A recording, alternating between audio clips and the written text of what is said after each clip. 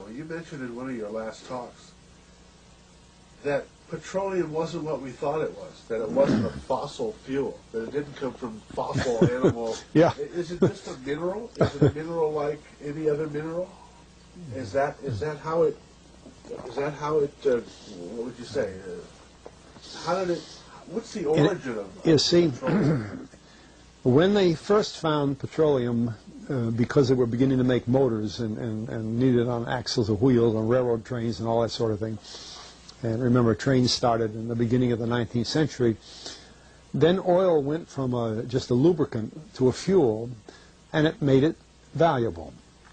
And Rockefeller happened to be the smartest man in the business at the time, but he made most of his money, or much of it, off the transport of the petroleum as well as selling it. But one thing they realized was, because oil is putting a price on oil is like putting a price on a pail of water. You know, no initial cost. It's in the ground, and in those days they were, some of it, almost what you'd call surface mining the oil. They didn't go down deep. So in order to get the price up, they hit on the idea that they would have to make it appear to be scarce. That after we take the next few barrels out, we're probably going to have to close as well. You know, that kind of thing. Well, a very fortuitous event. In 1892, there was a convention in Geneva of scientists to determine what organic substances are.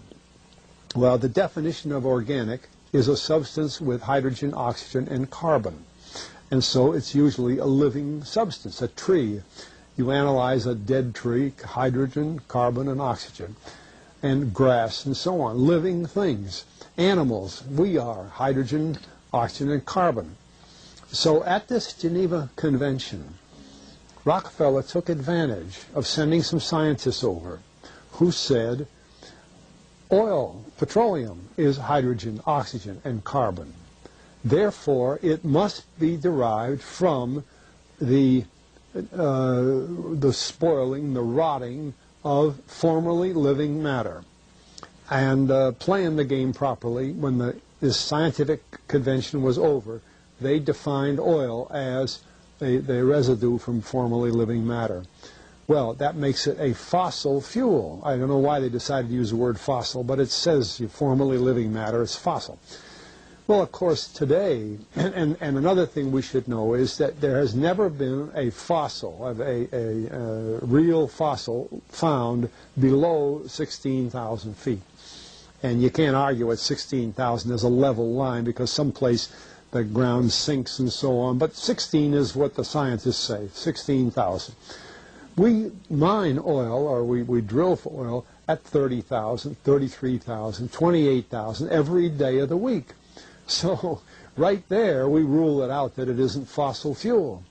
It's called fossil fuel for the minds of the public to feel that it is an asset that is running out, being depleted. We talk about depletion allowance, which is a lot of, and actually if you know the world's oil supply, you know that it is not going to run out for an awfully long time. It is the second most prevalent liquid on Earth.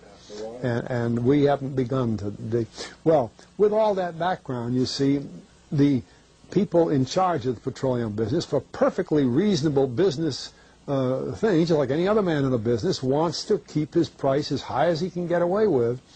And the way to do is just say, well, there's no more. The last barrel is going to cost $1,000, and then it's all done.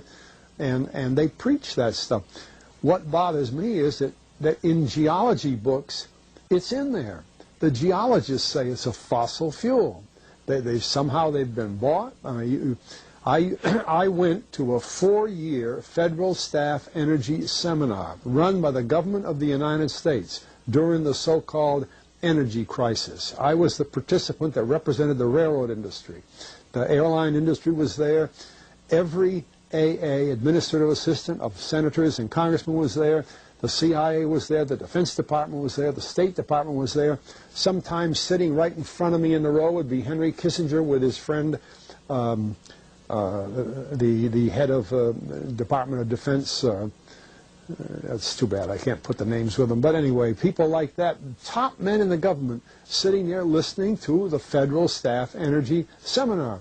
Well, what this was doing is for 4 years, they were teaching a propaganda line to the leading people in this country, and therefore to the leading people in the world, when you include the Schlesingers, Kissinger and Schlesinger, among others. And the object of it was, as Kissinger used in his own terms when it was time for him to speak, to create a world price for oil. In other words, not 30 cents a gallon here and 90 cents a gallon there, but let's get a world price. That's their goal, and they're trying to do that for wheat and everything else. We don't realize what the controls are, whether it's oil or some of these other things. Almost everything today is being categorized at the highest price they can possibly make it go. And so calling petroleum a fossil fuel is the basis for this system with respect to petroleum. And I don't know if the name Arthur Kantrowitz rings any bell. Arthur Kantrowitz is the head of the Kantrowitz Labs set up by the AFCO company near Boston, scientific laboratories. And a great man in the scientific world. And Kantrowitz and I were sitting at a table at this seminar once, and the table happened to be all young college grad, PhD geologists. And so just to get a conversation started, I turned to Kantrowitz and I said, Arthur, what do you think about this foolishness of these speakers talking about fossil fuel? And it was kind of put up. He started laughing. He said, you know, that gets me. He says, I don't have a geology degree, but he had 1,000 other degrees. And he said, I don't understand. He said, you'd think that these heads, these other fellows at the table, we did it on purpose, start listening, you know. And he asked, he said, are you gentlemen? He says, you're here at the meeting. Are you gentlemen by any chance geologists? And one fellow, yes, I am. And the other, yeah. He said, well, why don't you tell me? He said, why is oil? You know, and he went on like that. We brought the house down because nobody could argue with Kantrowitz. He like Einstein. People aren't going to. And he told him right there. He said, just drop it. But it's in all the books and in all the papers. But it started from that strange meeting in 1892, a scientific convention. I have a big, thick scientific encyclopedia put out by the Divan Ostrin Company that's about 15 years old now, but it has the whole story of the conference. It doesn't have the Rockefeller part, but it has the whole story of how they straightened out organic chemicals and how it was all figured, and they've got petroleum right in there. Amazing.